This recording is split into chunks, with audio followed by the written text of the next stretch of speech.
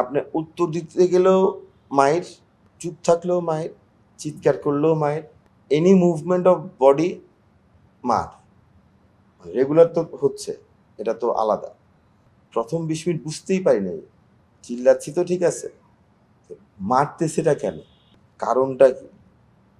পরে আবার শুনলাম যে ডিজিএফআই ওখান থেকে রিপোর্ট যে আমি ঢাকায় নোয়াখালী ফেনীমুখী যা আসছে, যেহেতু আমার বাড়ি নোয়াখালী বেগমগঞ্জে, এখানের পুরো দায়িত্বে আমি ছিলাম, এইসব মিলে আর কি।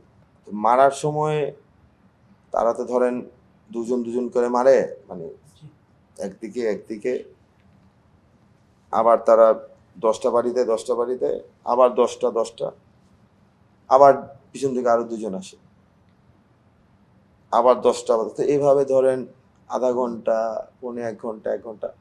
তাদের টায়ার্ডনেস আছে, আমাদের কোনো টায়ার্ডনেস নেই।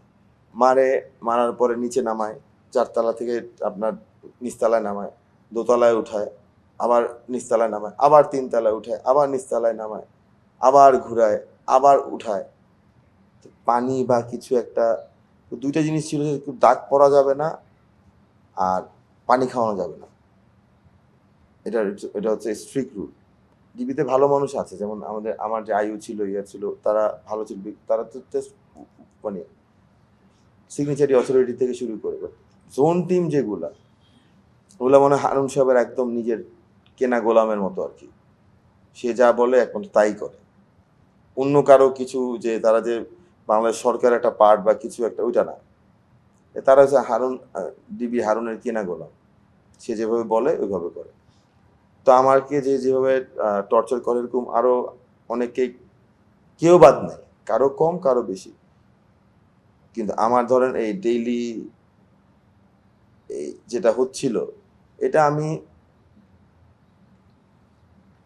কারণ সেকেন্ডের দিন যখন আনলো, কোনো কথাই নাই, মানে কেউ কোনো টু শব্দ করে না, গালিগালাজ করে আর মারে, গালিগালাজ করে আর মারে, মানে আছে না যে কিছু বলবে।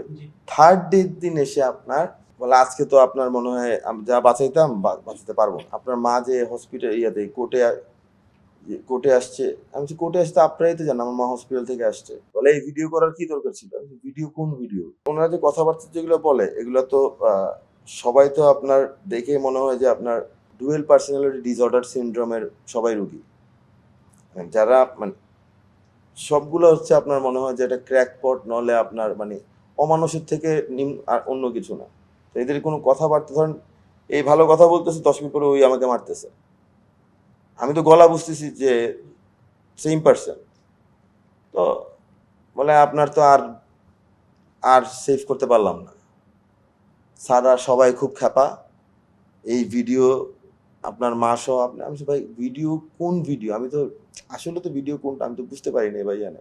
আমি ভাবলাম ওনারা করলো না নতুন কোনো, আবার একটা তো আছে তার, মানে আমাদের অ্যাক্টিং চেয়ারম্যান স্যারের সাথে এটা নতুন আবার কোনো কিছু আনলো কিনা, কারণ যেখানে একটু কথা বললেই যেখানে মারে।